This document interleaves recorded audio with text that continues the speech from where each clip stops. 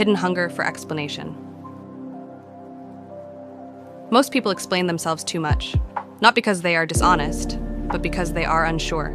They want to be understood, accepted, validated, so they justify decisions, over-clarify intentions, defend choices that don't require defense. This constant explaining drains energy, not because communication is wrong, but because insecurity is expensive. The need to be understood often signals a lack of internal grounding. When you trust your alignment, explanation becomes optional. Why explanation feels necessary. Explanation feels necessary when identity is unstable. If you are unsure who you are becoming, you seek confirmation externally. You want others to agree so you can feel settled. But agreement does not create clarity. It delays it. Ancient wisdom taught that inner certainty precedes outer recognition. Modern life reverses this. It teaches people to perform coherence before they embody it. So people talk themselves into confidence instead of building it quietly. The energy leak of over-justifying. Every unnecessary explanation leaks authority, not loudly, subtly. You hand your center to other people's opinions. You allow reactions to dictate posture. This creates dependence. The more you explain, the more permission you give others to evaluate your choices. Calm people do not explain often because they do not outsource conviction. They move from alignment, not approval. Silence is not avoidance. Silence is often misunderstood. It is mistaken for weakness. Avoidance, indecision. But disciplined silence is restraint. It is the ability to remain centered without rushing to fill space. Silence allows clarity to surface. It prevents emotional contamination. When you speak less, your words carry weight. Not because they are louder, but because they are precise. The difference between privacy and secrecy. Not explaining yourself does not mean hiding. Privacy is clarity. Secrecy is fear. Privacy says, this is aligned. I don't need to narrate it. Secrecy says, I'm afraid of judgment.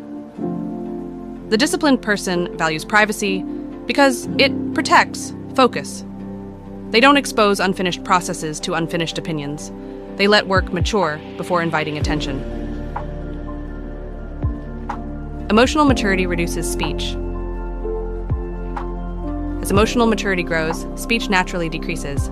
Not because there is nothing to say, but because there is less to prove. You stop rehearsing arguments. Stop preemptively defending yourself. Stop explaining feelings to people who aren't listening. You learn a simple truth. Not everyone needs access to your reasoning, and that boundary is healthy. The calm confidence of action. Action clarifies what words cannot. Consistency answers questions before they are asked. When behavior is steady, explanations become redundant. People stop asking because results speak quietly. This is why disciplined people appear mysterious. Not because they are complex, but because they are consistent. Consistency removes the need for justification.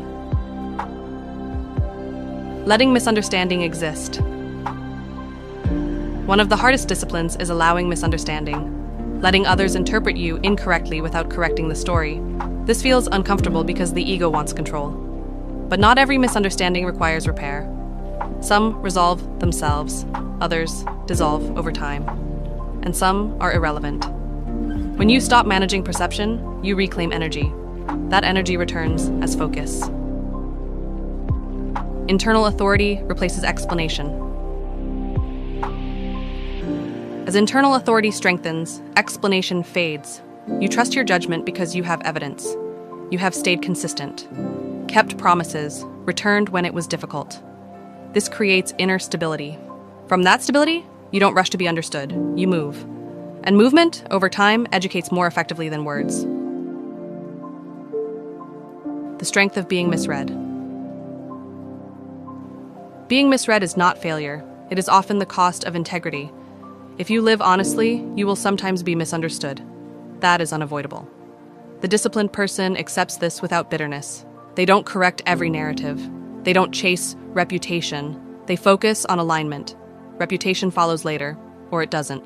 Either way, their center remains intact. Speaking only when necessary. When you stop explaining constantly, speech becomes intentional. You speak when clarity is needed, when boundaries must be set, when truth serves growth, not to soothe anxiety, not to win agreement, not to manage perception. This makes communication clean, few words, clear meaning, no excess. Living without commentary. Eventually, life simplifies. You act, you adjust, you continue. Without narrating every step, without defending every decision, you trust process. This quiet living creates emotional efficiency, less friction, less doubt, less self-interference. The quiet authority of alignment. Aligned people feel different, not louder, not dominant, grounded. Their presence settles rooms. Their silence feels intentional. Their words land cleanly. This is authority without performance. It is not taught, it is lived. When explanation becomes optional. One day, you notice something shift. You no longer feel the urge to clarify yourself constantly. You let actions accumulate. You let time do its work. You trust that what matters will reveal itself, and what doesn't was never necessary.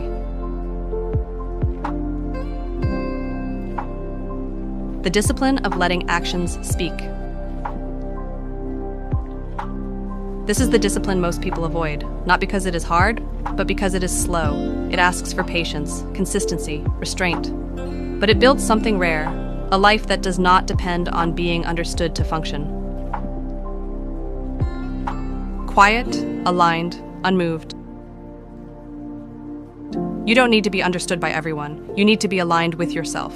Explanation fades, presence strengthens, and over time, those who matter understand, without being told. That is quiet authority.